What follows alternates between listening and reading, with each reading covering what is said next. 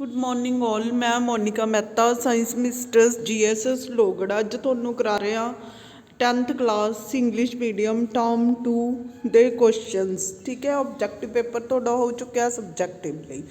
पहला क्वेश्चन है, एक ट्रेट है जिहड़ा एक पॉपूलेशन च 10% है। ठीक है, ए सैक्शुअली रिप्रोड्यूसिंग है और बी ट्रेट है जो 60% है। तो किहड़ा ट्रेट अर्लीयर अराइज होगा, जिहदी परसेंटेज ज़्यादा है नैचुरली वही ठीक है लार्ज फ्रैक्शन च होएगा। तो B trait is arise earlier. Second question, how does the creation of variation in species promote survival. Variation से करके एक स्पीसीज अडेप्ट करती है अकॉर्डिंग टू चेंजिस। ठीक है, जो भी चेंजिस आंदियां हैगियां उन्होंने अडेप्ट करना हुंदा एक स्पीसीज ने, इदा सर्वाइवल प्रमोट हुंदा है। Variation leads to the adaptation due to changes and new needs, जिदे करके एक स्पीसीज की है सर्वाइव करती है। How do the Mendel experiment show that the traits may be dominant and recessive. तो मैंडल का एक्सपैरीमेंट असी फस्ट जनरेशन च दोनों प्लांट्स की लैने प्योर लैने है मेल तो फीमेल। ठीक है, मेल नूं इदां लिखते हैं सॉरी रिप्रजेंट करते हैं उपर एरो पा के, और फीमेल नूं इदां मेल नूं इस तरह। तो फस्ट जनरेशन F1 जनरेशन च सारे प्लांट की होणगे टॉल होणगे, क्योंकि जो कैपीटल T है वो टॉल नूं दसदा है। तो प्रो जीनोटाइप की हो गया सब दा T, फिनोटाइप की हो गया ऑल टाल इन F1 जनरेशन। ठीक है, हुण इस F1 जनरेशन के असी दो प्लांट लैने जो T है टॉल लई ते स्माल T है डवार्फ लई। तो टॉलनेस ने पहली जनरेशन च की कर लिया, डोमीनेटिंग कर लिया। फिर मैंडल ने ए वाले F1 जनरेशन वाले प्लांट्स लए। ठीक है, जिन्हों का जीनोटिपिक एंड फिनोटिपिक असी ये पुनेट स्केयर बना के दोनों प्लांट्स टॉल सीगे इन्हां दे ए F2 जनरेशन नूं रिप्रजेंट करता है। तो this plant will be toll, ये भी टॉल होएगा, ये प्लांट भी टॉल होएगा। हुण देखो F2 जनरेशन च दोनों रिसैसिव जीन मिल गए। ठीक है, तो 3:1 की होएगी फिनोटिपिक रेशो और जीनोटिपिक रेशो 1:2:1। जीनोटिपिक रेशो की होएगी 1:2:1 होएगी। तो जाके F2 जनरेशन च दोनों रिसैसिव जीन ठीक है मिले तो एक डवार्फ प्लांट प्रोड्यूस होया। इदां एक्सपैरीमेंटली पुनेट स्केयर की हेल्प नाल यू कैन से मैंडल ने सीड्स ग्रो करके एक्सप्लेन किया कि जो रिसैसिव करैक्टर है वो किसी जनरेशन च अपने आप को एक्सप्रैस करता है।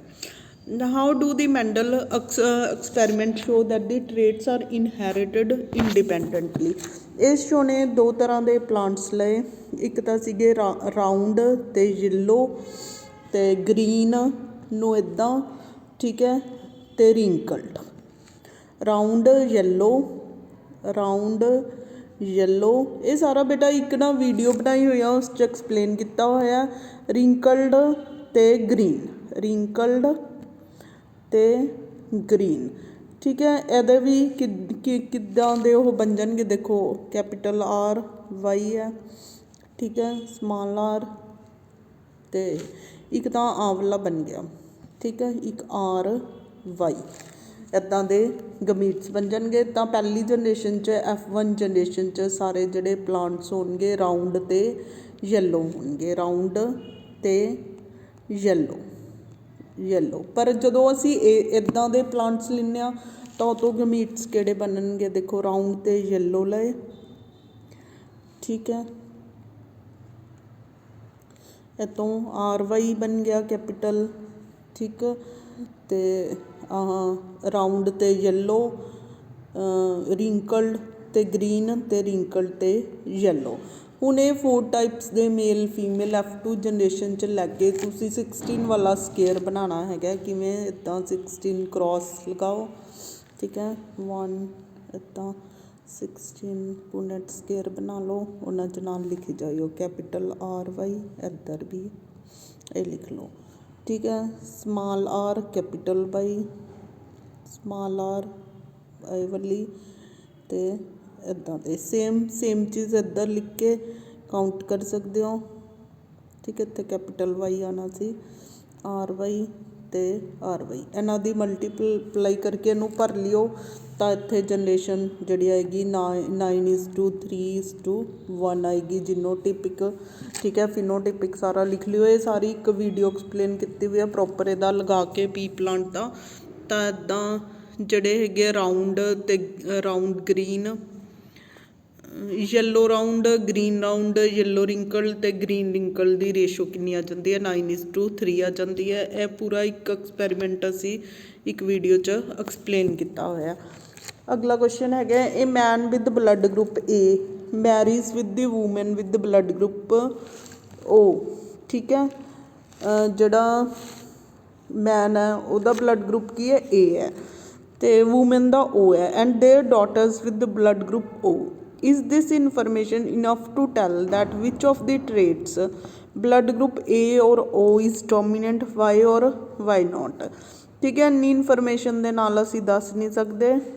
No, this information is not sufficient to determine the traits ਕਿ blood group daughter the A ਹੋਏਗਾ ਕਿ O ਹੋਏਗਾ।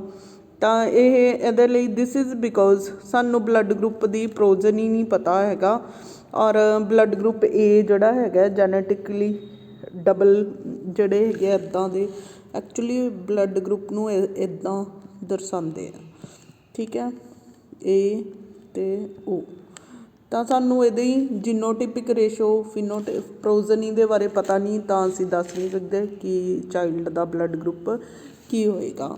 ਫਿਰ ਹੈਗਾ ਸੈਕਸ ਡਿਟਰਮੀਨੇਸ਼ਨ, ਜੋ ਮਦਰ ਹੈਗੀ ਆ ਉਹਨੇ ਜਿਹੜੇ ਐਗ ਪ੍ਰੋਡਿਊਸ ਕਰਨੇ ਆ XX, ਔਰ ਮੇਲ ਨੇ ਕੀ ਕਰਨੇ ਆ XY। ਤਾਂ ਯੂ ਕੈਨ ਸੀ ਕਿ ਕ੍ਰੋਸ ਕਰਕੇ ਇਹਦੇ ਵਿੱਚ 50% ਚਾਂਸਿਸ 50% ਕੀ ਬਣੇ ਗਰਲ, ਅਤੇ ਫਿਰ ਮੀਨਸ 1:1 ਰੇਸ਼ੋ ਹੈ। ਦਿਸ ਵੇ ਜੇ X ਕ੍ਰੋਮੋਸੋਮ ਵਾਲਾ ਐਗ X ਨਾਲ ਤਾਂ ਗਰਲ ਚਾਈਲਡ ਪ੍ਰੋਡਿਊਸ ਹੁੰਦਾ, ਜੇ X ਦੇ ਨਾਲ Y ਸਪਰਮ ਮੇਲ ਕਰਦਾ ਤਾਂ ਬੋਏ। ਠੀਕ ਹੈ, ਤਾਂ male child will be produced. ਅਗਲਾ ਕੁਐਸਚਨ ਹੈਗਾ, which are the different ways in which individual with particular trait may increase in population. Natural selection ਜਿਹੜਾ ਜਾਂ ਨੈਚੁਰਲੀ ਸਿਲੈਕਟ ਹੋਏਗਾ, ਜੈਨੇਟਿਕ ਡਰਿਫਟ ਜਾਂ ਜੋਗ੍ਰਾਫੀਕਲ ਆਈਸੋਲੇਸ਼ਨ ਦੇ ਕਰਕੇ ਇੱਕ ਪਰਟੀਕੂਲਰ ਟਰੇਟ ਕੀ ਆ ਐਗਜ਼ਿਸਟ ਕਰਦਾ ਹੈਗਾ। ਅਗਲਾ question, why are the traits acquired during life time of individual are not inherited. Like ਜਿਹੜੇ ਅਸੀਂ ਇਨਹੈਰੀਟਿਡ ਕਰਦੇ ਹਾਂ, ਠੀਕ ਹੈ, ਉਹ ਸਾਡੇ ਸਮੈਟਿਕ ਸੈੱਲਾਂ 'ਚ ਹੈ। ਸਪੋਜ਼ ਮੈਂ ਜਿਮ ਜਾਂਦੀ ਹਾਂ, ਮਸਲਸ ਬਣਾਉਂਦੀ ਹਾਂ, ਤਾਂ ਇਹ ਨਹੀਂ ਹੈਗਾ ਕਿ ਉਹ ਜਰਮ ਸੈੱਲਾਂ ਦੇ ਰਾਹੀਂ ਪਾਸ ਹੋਣਗੇ ਕਿ ਮਸਕੂਲਰ ਬਾਡੀ ਅਗਲੀ ਜਨਰੇਸ਼ਨ ਦੀ ਵੀ ਪ੍ਰੋਡਿਊਸ ਹੋਏਗੀ। ਤਾਂ ਇਕੁਆਇਰਡ ਟਰੇਟਸ ਜਿਹੜੇ ਹੈਗੇ ਆ ਸਮੈਟਿਕ ਸੈੱਲਾਂ 'ਚ ਹੁੰਦੇ ਆ, ਦੇ are note passed by the germ cell, ਤਾਂ ਅਗਲੀ ਜਨਰੇਸ਼ਨ 'ਚ ਨਹੀਂ ਜਾਣਗੇ। ਲਾਈਕ ਆਈ ਵਾਜ਼ ਰੀਡਿੰਗ, ਠੀਕ ਹੈ, ਮੈਂ ਪੜ੍ਹ ਰਹੀ ਹਾਂ, ਇੰਟੈਲੀਜੈਂਟ ਆ, ਤਾਂ ਇਹ ਇੰਟੈਲੀਜੈਂਸ ਹੀ ਤੁਹਾਡਾ ਕੀ ਹੈ ਜੈਨੇਟਿਕ ਕਰੈਕਟਰ ਹੈ, ਉਹ ਨੈਚੁਰਲੀ ਤੁਹਾਡੇ next generation may be intelligent. Like body 'ਚ ਜਿਵੇਂ ਅਸੀਂ ਉਹੀ ਜਿੰਮ ਵਾਲੀ ਐਗਜ਼ਾਮਪਲ ਕੀਤੀ ਆ, ਬੋਡੀ ਬਣਾਈ ਹੈਗੀ ਹੈ, ਇਕੁਆਇਰ ਕਰੈਕਟਰਸ ਜਿਹੜੇ ਹੈਗੇ ਆ ਉਹ ਸਾਡੇ ਨੋਨ ਰਿਪਰੋਡਕਟਿਵ ਸਮੈਟਿਕ ਸੈੱਲਾਂ 'ਚ ਹੁੰਦੇ, ਉਹ ਇੱਕ ਜਨਰੇਸ਼ਨ ਤੋਂ ਦੂਸਰੀ ਜਨਰੇਸ਼ਨ ਪਾਸ ਨਹੀਂ ਹੁੰਦੇ। ਤਾਂ ਜਰਮ ਸੈੱਲਾਂ ਦੇ ਵਿੱਚ ਕੋਈ ਚੇਂਜਸ ਨਹੀਂ ਹੁੰਦੀਆਂ, ਤਾਂ they are not pass to the next generation. 9th question, why are the small number of surviving tiger grey cause of worry from the point of view of genetics. ਜੇ tigers ਦੀ amount ਘੱਟ ਰਹਿ ਜਾਂਦੀ ਹੈ ਤਾਂ ਉਹਨਾਂ ਦੇ jeans ਵੀ limited ਹੋ ਗਏ।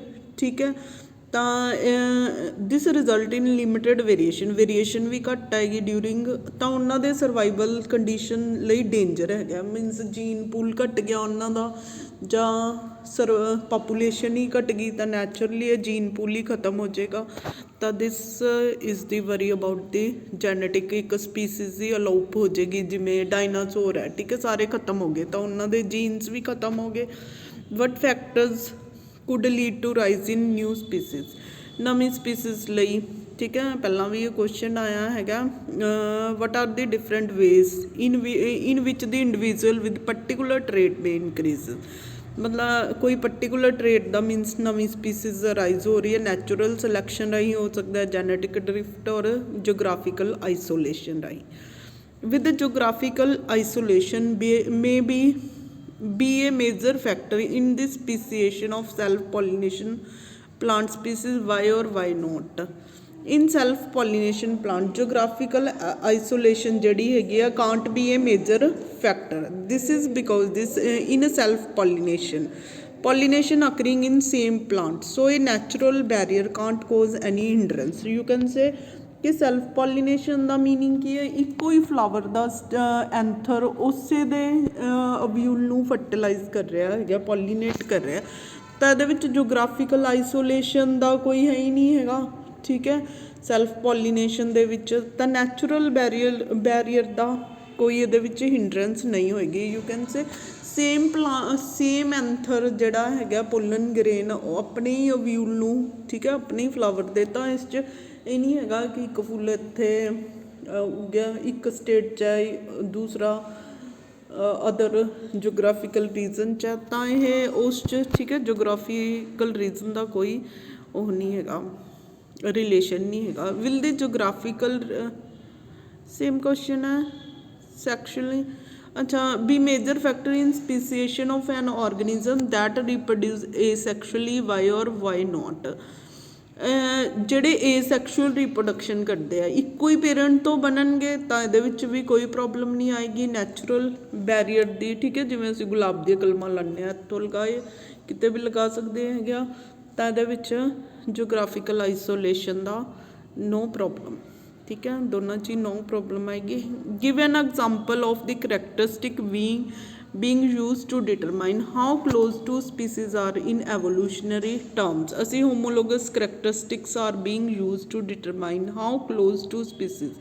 homologous organs ਦੇਖੀਏ, ਜਿਵੇਂ ਹਿਊਮਨ ਦੇ 4 limbs ਹੈ, ਸਾਡੀਆਂ ਬਾਹਾਂ, ਤੇ ਪੰਛੀਆਂ ਦੇ ਜੋ ਹੈ ਸਿਮਿਲਰ ਸਟਰਕਚਰ ਹੋਏਗੀ ਬੋਨਸ ਦੀ, ਪਰ ਉਹ ਸਾਡੀਆਂ ਬਾਹਾਂ ਰਾਹੀਂ ਅਸੀਂ ਕੰਮ ਕਰਦੇ ਹੈਗੇ ਆ, ਅਤੇ ਪੰਛੀਆਂ ਦੇ ਜੋ 4 limbs ਹੈਗੇ ਆ, ਜੋ ਫੰਗ ਹੈਗੇ ਆ, ਪੰਖ, ਉਹਨਾਂ ਨਾਲ ਉਹ ਉੜਦੇ ਆ, ਤਾਂ ਅਨਾਟਮੀਕਲੀ ਸਿਮਿਲਰ ਹੈਗੀ ਹੈ। ਤਾਂ ਇਸ ਤੋਂ ਅਸੀਂ ਕਹਿ ਸਕਦੇ ਹਾਂ we have evolve from the common ਇਨਸੈਸਟਰ।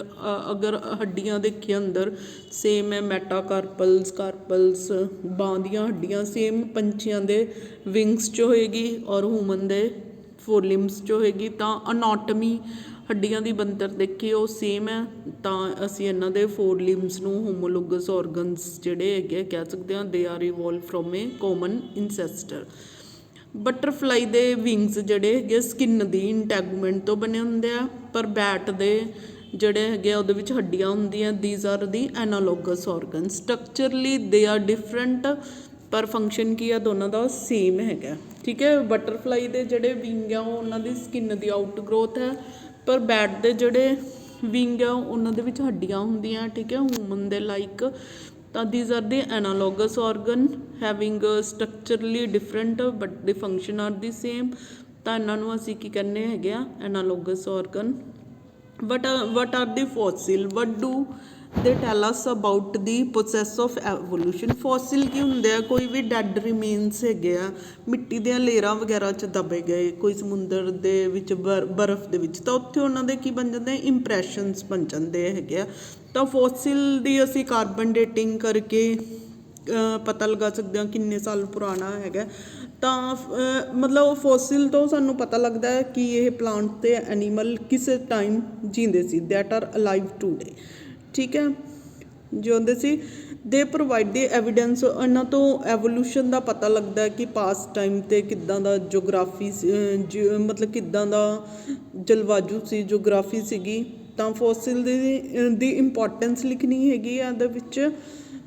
Again we can read ਕਿ ਜਿਹੜੇ ਫੋਸਿਲ ਆ ਉਹ ਔਰਗੈਨਿਜ਼ਮ ਹੀ ਸੀ ਜਿਹੜੇ ਅਰਥ 'ਤੇ ਐਗਜ਼ਿਸਟ ਕਰਦੇ ਸੀ। ਦੇ ਰੀਪ੍ਰਜੈਂਟ ਇਨਸੈਸਟਰਸ, ਜਿਹੜੇ ਅੱਜ ਪਲਾਂਟਸ ਅਤੇ ਐਨੀਮਲ ਆ ਉਹਨਾਂ ਦੇ ਇਨਸੈਸਟਰ ਪੂਰਵਜ ਸੀਗੇ। They provide evidence of the evolution by revealing the characteristic of past organism. ਉਹਨਾਂ ਦੇ ਕਰੈਕਟਰਿਸਟਿਕ ਦੇਖ ਕੇ ਅਸੀਂ ਦੱਸ ਸਕਦੇ ਹਾਂ ਕਿ ਪਾਸਟ ਔਰਗੈਨਿਜ਼ਮ ਕਿੱਦਾਂ ਦੇ ਸੀਗੇ। ਔਰ that have occurred in this organism give rise to the present organism. ਠੀਕ ਹੈ, ਤਾਂ ਇਹ ਜਿਹੜੇ ਹੈਗੇ ਆ ਹੁਣ ਵਾਲੇ ਜਾਨਵਰਾਂ 'ਚ ਮਤਲਬ ਔਰਗੈਨਿਜ਼ਮ 'ਚ ਆ ਗਏ। ਫੋਸਿਲਸ ਦੀ ਇੰਪੋਰਟੈਂਸਿਸ ਨਹੀਂ ਆ। What is the importance of the fossil?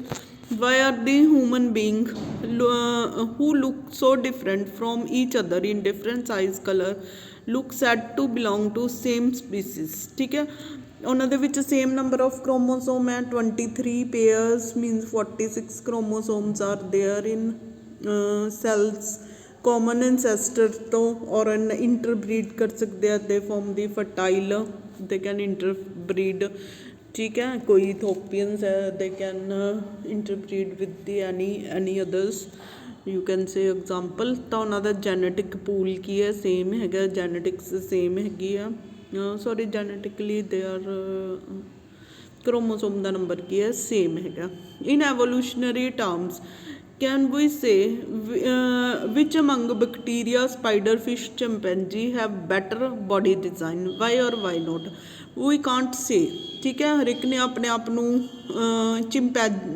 Environment के अकॉर्डिंग अडेप्ट किया होया according to their needs if the chimpanzee has strong limbs capable of multiple जिमें सब दी अपनी अपनी अडेप्टेशनस है अकॉर्डिंग टू इन्वायरमेंट चिंपैंजीज के जोड़े लिम्स है उन्होंने ट्री ते क्लाइंब करना है तो वो स्ट्रोंग होणगे बैक्टीरिया है एक्सट्रीम कंडीशन हो जाती है तो वो की है बाइनरी फिजन रही मल्टीपल फिजन रही ठीक अपनी जनरेशन में चलाता है तो असी किसी की बॉडी डिज़ाइन में देख के नहीं कह सकते कि he is better than me तो हर एक दियाँ अपनी अपनी any species have they have own characteristic ठीक है सब दे अपने अपने करैक्टरिस्टिक है अगला क्वेश्चन है मैंडल का एक्सपैरीमेंट ब्रीडिंग प्लांट्स दे विच क्या सीगा मैंडल ने टॉल ले टी आएगा है ना या तो डबल टी आ सकता है या ए वाला आ सकता है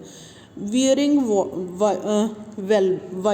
वायलेट लई ठीक है कैपिटल W हो सकता है और वाइट लई स्मॉल दी प्रोजनी आर सारे ही वायलेट है तो capital W but half of them were short which short भी आते यदा मतलब जोड़ा टाल तो ये है अगली जनरेशन च जाके शॉर्ट आते हैं तो ये स्मॉल टी होएगा ठीक है वाइट सारे पर्पल है तो वाइट कलर नहीं आ रहा तो इत्थे असी कैपिटल W लिखांगे तो ये आंसर आ जाएगा होमोलोगस ऑर्गनस साडी आम अवर आम तो डॉग दियाँ पहलियां लत्तां 4 लिम्स पोटैटो ते runners our teeth elephant tusk they are all homologous organ structurally they are same इन्हां दी structure same है function अलग अलग है in evolutionary terms we are more common with the Chinese boy ठीक है human beings are common with the naturally human being है a study found that the children with the light eye colors are likely to have parents with light eye colors for on this basis we say anything about whether the light color trait is dominant and recessive why or why not सानू ओहदी 3 generations तक दा पता होना चाहिए कि white colour डोमीनेट light colour डोमीनेट है कि रिसैसिव है क्योंकि कई बारी रिसैसिव जीन एक जनरेशन च आके एक्सप्रैशन शो करते हैं तो वी कांट से कि जो लाइट कलर है वो डोमीनेटिंग करैक्टर है कि रिसैसिव है how are the area of study evolution and classification are interlinked देखो क्लासीफिकेशन ऑर्गेनिज्म की करते है असी क्लास या फाइलम च किनू रखते हैं सिमिलैरिटी ते डिफरेंसिस देखते हैं क्लासीफिकेशन जदों करते हैं classification of organism into groups is base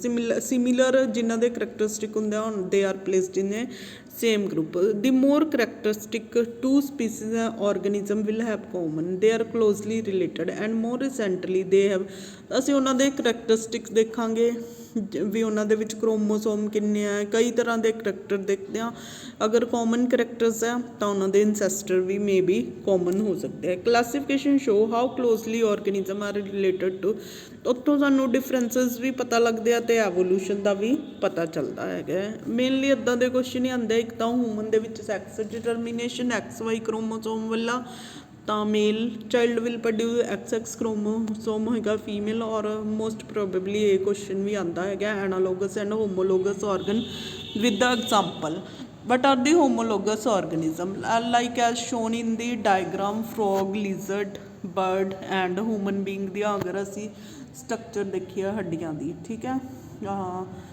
Allah radius ਜੋ ਵੀ ਹੱਡੀਆਂ ਹੈਗੀਆਂ ਮੈਟਾਕਾਰਪਲਸ ਤਾਂ ਸੇਮ ਹੈਗੀਆਂ ਫਰੋਗ ਲਿਜ਼ਰਡ ਦੀ। ਅਨਾਟੋਮਿਕਲੀ ਸਟਰਕਚਰ ਕੀ ਹੈ, ਸੇਮ ਹੈ, ਫੰਕਸ਼ਨ ਡਿਫਰੈਂਟ ਹੈਗੇ ਆ। ਫਰੋਗ ਨੇ ਤੈਰਨਾ ਹੈਗਾ ਜਾਂ ਭੱਜਣਾ ਹੈਗਾ, ਲਿਜ਼ਰਡ ਨੇ ਵੀ ਤੁਰਨਾ। ਹਿਊਮਨ ਬੀਇੰਗ ਦੀਆਂ 4 ਲਿੰਬਸ ਨਾਲ ਅਲੱਗ-ਅਲੱਗ ਕੰਮ ਹੁੰਦੇ ਆ, ਬਰਡਸ ਦੇ ਨਾਲ ਉੱਡਣਾ ਹੈਗਾ। ਤਾਂ ਦੇ ਆਰ ਅਨਾਟੋਮਿਕਲੀ ਸੇਮ ਓਰੀਜਨ ਅਤੇ ਫੰਕਸ਼ਨਸ ਕੀ ਹੈ ਡਿਫਰੈਂਟ ਹੈ, they are non as the homologous Oregon. ਪਰ ਐਨਾਲੋਗਸ organs, these are all explained earlier in the many videos in much better manner than, but here I am explaining the only questions।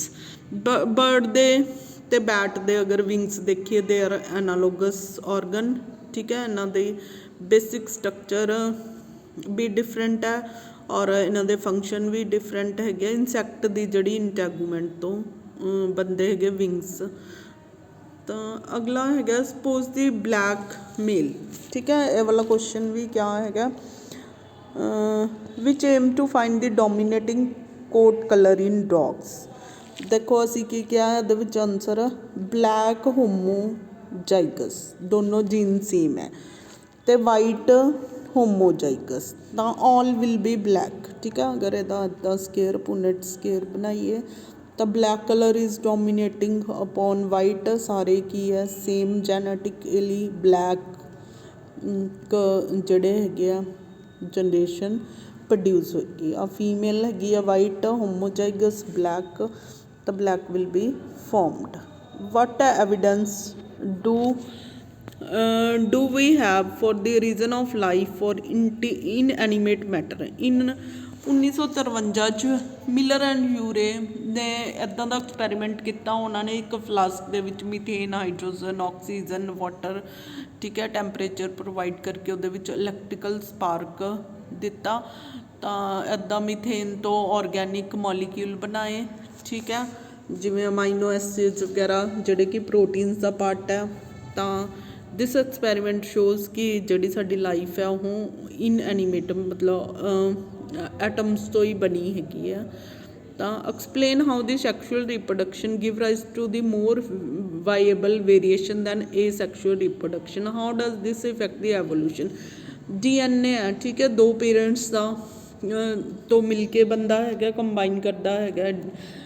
Half stand DNA ਦਾ ਮੇਲ ਤੋਂ, half female ਤੋਂ ਆਉਂਦਾ ਹੈਗਾ। ਤਾਂ ਕਰਕੇ parents ਦੇ ਜੋ individual ਦੇ ਵਿੱਚ ਆਪਣੇ ਦੋਨੋਂ ਪੇਰੈਂਟਸ ਦੇ ਟਰੇਟਸ ਹੋਣਗੇ। ਇਹਦੇ ਨਾਲ ਸਿਮਿਲੈਰਿਟੀ, ਡਿਫਰੈਂਸਿਸ, ਵੇਰੀਏਸ਼ਨਸ ਆਉਂਦੀਆਂ ਹੈਗੀਆਂ। ਤਾਂ ਸੈਕਸ਼ੂਅਲ ਰੀਪਰੋਡਕਸ਼ਨ ਦੇ ਕਰਕੇ ਵੇਰੀਏਸ਼ਨਸ ਆਉਣਗੀਆਂ। ਬਟ ਇਹ ਸੈਕਸ਼ੂਅਲ ਰੀਪਰੋਡਕਸ਼ਨ ਲਾਈਕ ਅਮੀਬਾ ਹੈ, ਉਹਦੇ ਵਿੱਚ ਬਾਈਨਰੀ ਫਿਜ਼ਨ ਹੁੰਦੀ ਆ। ਤਾਂ ਦੋਨੋਂ daughter amoeba same to same parents amoeba ਵਰਗੇ ਹੁੰਦੇ ਆ। ਤਾਂ ਇਹ ਸੈਕਸ਼ੂਅਲ ਰੀਪਰੋਡਕਸ਼ਨ 'ਚ ਵੇਰੀਏਸ਼ਨ ਨਹੀਂ ਆਉਂਦੀਆਂ, ਸੈਕਸ਼ੂਅਲ ਰੀਪਰੋਡਕਸ਼ਨ 'ਚ ਵੇਰੀਏਸ਼ਨਸ ਸ਼ੋ ਹੁੰਦੀਆਂ। How is the equal genetic contribution of the male and female ensured in progeny, ਠੀਕ ਹੈ। ਮੇਲ ਅਤੇ ਫੀਮੇਲ ਦੋਨਾਂ 'ਚ 46 ਕ੍ਰੋਮੋਸੋਮ ਹੁੰਦੇ ਆ। ਤਾਂ ਜਦੋਂ ਮਾਇਓਸਿਸ ਹੁੰਦੀ ਆ 23 ਕ੍ਰੋਮੋਸੋਮ ਫੀਮੇਲ ਤੋਂ ਆਉਂਦੇ ਆ, ਠੀਕ ਹੈ, 23 ਮੇਲ ਤੋਂ, ਦੋਨੋਂ ਮਿਲ ਕੇ ਫਿਰ 46 ਬਣ ਜਾਂਦੇ ਹੈਗੇ ਆ। ਐਗ ਅਤੇ ਸਪਰਮ ਦੀ ਫਿਊਜ਼ਨ ਦੇ ਕਰਕੇ, ਫਰਟੀਲਾਈਜੇਸ਼ਨਸ ਦੇ ਕਰਕੇ। ਤਾਂ ਇੱਦਾਂ ਸਾਡੀ ਪ੍ਰੋਜਨੀ ਦੇ ਵਿੱਚ ਮਾਈਟੋਸਿਸ ਅਤੇ ਮਿਓਸਿਸ ਰਿਜ਼ਲਟ ਦੇ ਕਰਕੇ ਸਾਡੀ ਪ੍ਰੋਜਨੀ ਮੇਨਟੇਨ ਰਹਿੰਦੀ ਆ। Only variation that confirm an advantage to an individual will survive in population. Do you agree with yes. Variations ਦੇ ਕਰਕੇ ਇੱਕ ਸਪੀਸੀਜ਼ ਜਿਹੜੀਆਂ ਹੈਗੀਆਂ ਆਪਣੇ ਆਪ ਨੂੰ ਚੇਂਜ ਅਡੈਪਟ ਕਰਦੀਆਂ according to changes and needs. ਇਹਦੇ ਨਾਲ ਸਪੀਸੀਜ਼ ਦਾ survival can be possible. I just explain, ठीक है, related you can see the videos also, previously made videos that are I have made from some slides. Thank you for watching the video. Hope so this will help to you to understand something.